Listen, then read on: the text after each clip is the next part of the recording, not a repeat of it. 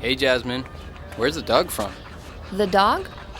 The dog evolved from the Mediterranean wolf. Dogs have accompanied human beings from the prehistoric era. Some artifacts show that people who lived in this region domesticated farm animals, baked pita bread, and made hummus. And here in Jerusalem, they drank beer made according to an Egyptian recipe. Personally, I prefer wine, but that only came in the Bronze Age. Around 3000 BCE, before they started using the Canaanite script in the region.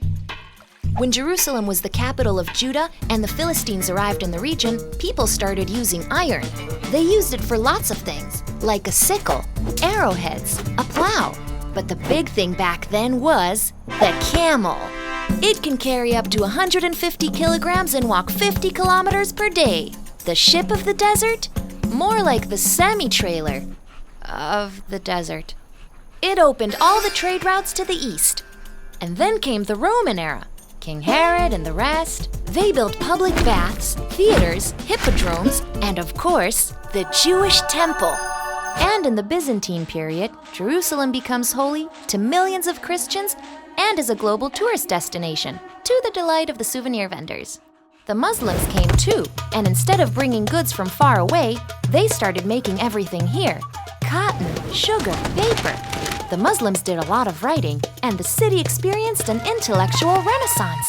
The Crusaders who came after them didn't write very much, but they learned some things from the Muslims, especially in the field of medicine. And they built hospitals for all the weary and the wounded pilgrims who arrived here. And in the 16th century, when the Ottomans ruled Jerusalem, they brought with them the pipe, turned the country into a soap-making center, and made it much easier to come here on a train. You see, Jerusalem's story, it's not that all the nations who lived here only fought and killed one another. I mean, they did that too. But every one of them also left something special.